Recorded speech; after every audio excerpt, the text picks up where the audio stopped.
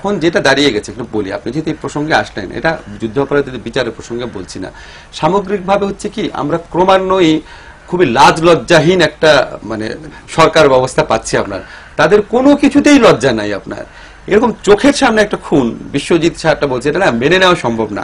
যেই খুনকে উস্কে দিয়েছেন স্বরাষ্ট্রমন্ত্রী এবং সরকারি দলের নেতারা, যারা বলেছেন যে রাজপথে প্রতিহত করতে হবে, তারপরে এরকম একটা খুনের পর আবার বলছে এটা বিচ্ছিন্ন ঘটনা। কোথায় বিচ্ছিন্ন ঘটনা? ছাত্রলীগের সন্ত্রাস বিচ্ছিন্ন ঘটনা? কামরুল সাহেব কামরুল প্রশ্ন করতে চাই, এটা কবে বিচ্ছিন্ন ঘটনা হলো? ঢাকা বিশ্ববিদ্যালয়ে আবু বকরকে মারার পর থেকে জাহাঙ্গীরনগর ইউনিভার্সিটি, আপনার মনে আছে গণহত্যার মতো একটা দৃশ্য হয়েছিল, উপর থেকে ছুঁড়ে ছুঁড়ে ফেলে দিয়েছে। এটা বিচ্ছিন্ন ঘটনা। এই ছাত্রলীগের সন্ত্রাস। স্বরাষ্ট্রমন্ত্রী যেটা বলছেন যে 8 জনকে গ্রেপ্তার করা হয়েছে, এরা ছাত্রলীগের কেউ না, এরা ছাত্রলীগের সাথে সম্পৃক্ত না।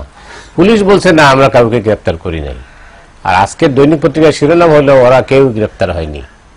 স্যার, এই প্রসঙ্গে আপনার মন্তব্য জানতে চাই। এটা তো সরকারের মধ্যে কোনো সমন্বয় আছে বলে মনে হয় না, কারণ স্বরাষ্ট্রমন্ত্রী যে বক্তব্য দিবেন সেটা পুলিশের তথ্যের উপরেই দেওয়া উচিত, তার নিজস্ব বক্তব্য হওয়া উচিত না।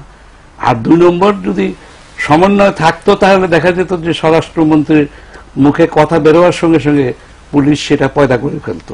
তো সেটাও হচ্ছে না। মন্ত্রীর কথাও নিচের লোকেরা শুনছে না, নিচের লোকদের কথাও মন্ত্রী শুনছে না।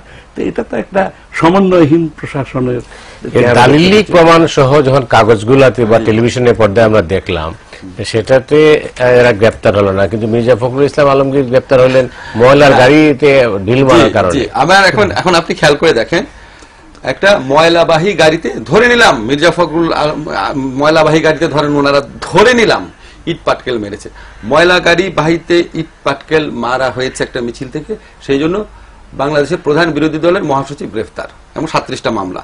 আর প্রকাশ্য রাজপথে টিভি ক্যামেরার সামনে কুপিয়ে কুপিয়ে, আপনি খেয়াল করেছেন, রক্ত, ফিনকি রক্ত সে গায়ে লাগছে, সেই রক্ত গায়ে মেখে একের পর এক কোপ দিয়ে মারছে, তাদেরকে এই রাষ্ট্র ধরে না। তো এখন আমার কাছে মনে হয় কি, আইদার এই সরকারগুলো আপনার নির্লজ্জ হয়ে গেছে, জনমত কি, মানুষ কিভাবে পাত্তাই দেয় না আর কি।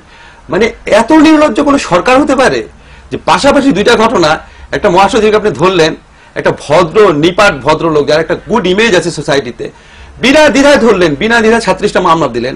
আর প্রকাশ্য রাজপথে, আজকে আপনি ডেইলি স্টার পড়েছেন, যারা হত্যা করেছে তাদের বাবারা বলছে যে এদেরকে শাস্তি হওয়া উচিত। তারা লজ্জা পাচ্ছে যে আমার ছেলে পশু হলো কিভাবে। এখন আমাদের মাঝে মাঝে প্রশ্ন করতে ইচ্ছা করে, আমাদের যেই ছাত্ররা বাংলাদেশের স্বাধীনতা সংগ্রাম করেছিল, ভাষা আন্দোলন করেছিল, 69 11 দফার ভিত্তিতে সারা দেশে আন্দোলন করেছিল, এই ছাত্র সমাজের একাংশকে পশু বানালো কারা? যারা পশু বানিয়েছে তারা কেন নিজেদের সন্তানকে বাইরে পড়ায়, নিজেদের সন্তানকে বাইরে বিয়ে দেয়, নিজেদের সন্তানকে বাইরে পড়ায়, বাইরে চাকরি করায়, একদম নিজেদের সন্তানের জন্য অন্য একটা। এবং স্যার যে বললো জনগণের সোচ্চার হওয়া উচিত, এগুলি তো বলা উচিত যে ভাই আপনার ছেলে কেন ছাত্রলীগ করে না? আমাদের স্বরাষ্ট্রমন্ত্রীর ছেলে কি ছাত্রলীগ করতো? সে কি রাজপথে কাউকে কুপিয়েছিল?